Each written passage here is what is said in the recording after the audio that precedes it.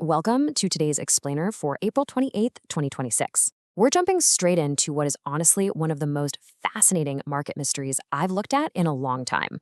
There's this massive, completely invisible tug of war happening right now, and it's holding the entire crypto market in a total stalemate. I mean, Bitcoin is hovering exactly around that $78,000 mark.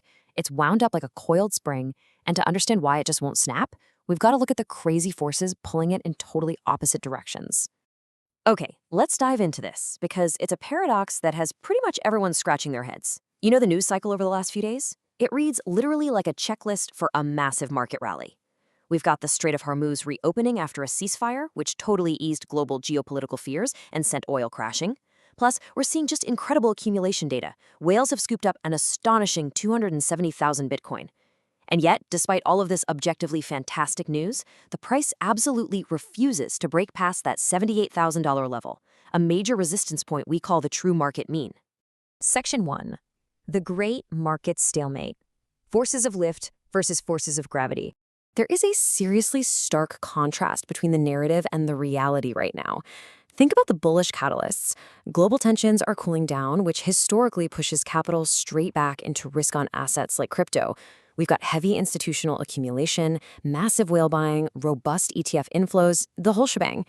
But then you look at the market reality, and the price is just stuck. It's completely frozen.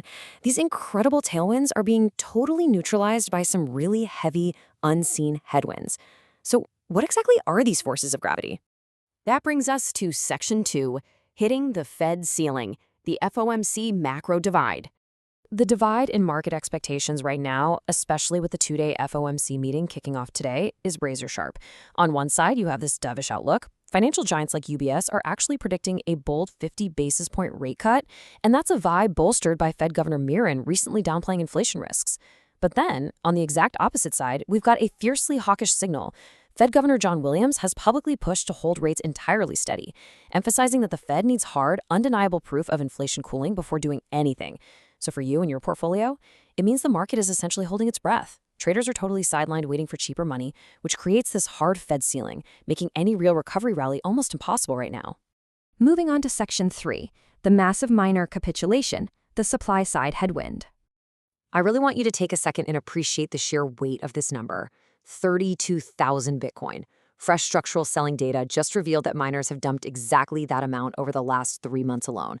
To put that into perspective, this massive supply-side headwind is absorbing almost all of that institutional and whale demand we just talked about. It's crazy. Every single time buyers try to push the price past $80,000, this wave of miner liquidation just drops on the market like a brick wall. Now, the why behind this massive sell-off is what's really fascinating. Roughly 20% of the entire mining industry is currently operating at a loss. The economics have just gotten so tight that these firms are literally forced to liquidate their holdings just to keep the lights on. But there's another really interesting layer here. A lot of these miners are actually selling off their Bitcoin treasuries to fund massive pivots away from crypto altogether. They're expanding into AI data center infrastructure because, well, the profit margins are much better right now. It's a huge structural shift, and it's putting some very heavy downward pressure on the market. All right, let's switch gears to the positives. Section 4, building structural market trust. The forces of lift. 295%. Let that sink in. In an effort to provide total transparency during a time when the broader market sentiment index is practically flashing extreme fear in neon lights, the crypto exchange MEXC released their April 2026 proof of reserves. This audit confirms that the exchange holds nearly 3 times the Bitcoin required to cover all their user liabilities. It is a surprisingly massive buffer. And that 295% reserve ratio, it acts as a perfect stabilizing trust anchor. When retail and institutional investors see that the underlying plumbing of the exchange is over-collateralized by almost 300%, it actively fights off the panic and fear that usually triggers massive sell-offs when macro uncertainty hits. It builds a vital layer of systemic trust, giving the market a much-needed solid floor.